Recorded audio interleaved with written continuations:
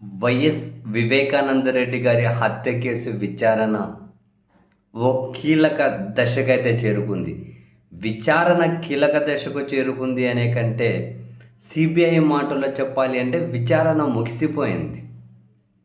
వివేకానంద రెడ్డి గారి విచారణ ముగిసిపోయింది అని సిబిఐ సుప్రీంకోర్టుకే చెప్పింది. వాస్తవానికి దీంట్లో మరింత విచారణ జరగాలి అని, అంటే వివేకానంద రెడ్డి గారి కుమార్తె సునీత గారు ఎవరైతే ఉన్నారో తన కోణంలో విచారణ జరగాలి అన్న వేలో ఆ మేడం ఉన్నారు. ఈ మేరకు సుప్రీంకోర్టులో పిటిషన్ వేశారుగా ఫస్ట్ దీన్ని ఏమంటారు మరింత లోతుగా విచారణ చేయండి అని. అప్పుడు సుప్రీంకోర్టు సిబిఐని అడిగితే ఏమన్నారు, విచారణ ముగిసిపోయింది, మీరు మళ్ళీ విచారణ చేయమంటే చేస్తాము అన్నారు. ఈ విషయాన్ని ఏందో వెళ్ళి సిబిఐ కోర్టులోనే తేల్చుకోపండి అని చెప్పి సుప్రీంకోర్టు అంటే అది హైదరాబాద్ సిబిఐ కోర్టుకు షిఫ్ట్ అయింది. ఇందులో లోతైన విచారణ అవసరం ఉందో లేదో తేల్చే పనిలో సిబిఐ కోర్టు ఉంది. ఈ సిబిఐ కోర్టు విచారణ జరిగేటప్పుడే ఎంపీ వైఎస్ అవినాష్ రెడ్డి గారు, వాళ్ళ తండ్రి గారు, మరికొందరు నిందితులు సునీత గారు చాలా కక్షపూరితంగా రాజకీయ దురుద్దేశంతో ఈ పిటిషన్ వేశారు.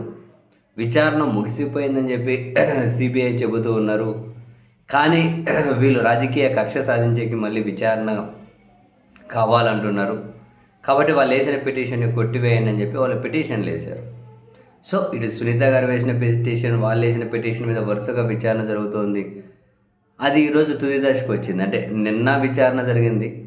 నిన్న విచారణ జరిగినప్పుడు సునీత గారి తరపున చంద్రబాబు గారి పర్సనల్ లాయర్గా పిలువబడే సిద్ధార్థ లూత్రాన్ని రంగంలోకి దిగారు. ఆయన వాదనలు వినిపించుకుంటూ దీంట్లో కుట్రకోణం ఉంది, వివేకానంద రెడ్డి గారి హత్య కేసులో లోతుగా విచారణ జరగకపోతే దోషులు తప్పించుకుంటారు, లోతుగా విచారణ జరగాలి అంటే సిబిఐ మళ్ళీ దీన్ని విచారణ చేయాలి అని చెప్పి ఆయన సుదీర్ఘ వాదనలే వినిపించారు సిద్ధార్థ లూత్రా. ఈరోజు సిద్ధార్థ లూత్రా వాదనలు వ్యతిరేకించుకుంటూ అటువైపు నిందితులుగా ఉన్న వాళ్ళ తరపు న్యాయవాది వాదనలు వినిపించబోతూ ఉన్నారు. ఇవంతా అయిపోయిన తర్వాత సిబిఐ కోర్టు ఒక నిర్ణయం తీసుకోబోతోంది. దీన్ని మళ్ళీ ఫస్ట్ నుంచి మొదలెట్టి విచారణ చేస్తారా, లేదా ఇప్పటికే ముగిసిపోయిందన్న ఇప్పుడు సిబిఐ వాళ్ళు మీరు చేయమంటే మేము చేస్తామంటున్నారు. మేమైతే ముగించేసాం, మళ్ళీ మీరు చేయమంటే ఏ డైరెక్షన్లో చేయాలో చెబితే మేము ఆ డైరెక్షన్లో చేస్తామంటూ ఉన్నారు. మరి ఈ క్రమంలో ఈ పిటిషన్ చాలా కీలకం. మళ్ళీ ఫస్ట్ నుంచి విచారణ చేయమని చెప్పి సిబిఐ కనుక చెబితే, సునీత గారి కోణంలో విచారణ చేయండి అని కనుక చెబితే రాజకీయంగా కూడా ఆంధ్రప్రదేశ్లో ఇది కొన్ని అంటే మళ్ళీ కక్షపూరిత రాజకీయాలని కొన్ని కీలక నిర్ణయాలకు కారణాలు అవుతాయి. కాదకూడదని చెప్పి సిబిఐ కోర్టు అవసరం లేదు, ఇప్పుడు చేసిన విచారణ చాలు అంటే సునీత గారు మళ్ళీ సుప్రీంకోర్టుకి వెళ్తారు. అప్పుడు సుప్రీంకోర్టు ఏ నిర్ణయం తీసుకుంటుందో తెలియదు.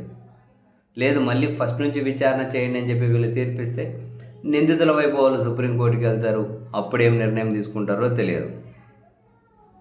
సో మొత్తం మీద అయితే ఈ పిటిషన్ మీద విచారణ అవసరమా లేదా అని చెప్పి సిబిఐ కోర్టు తేల్చేసే సమయం అయితే ఆసన్నమైంది.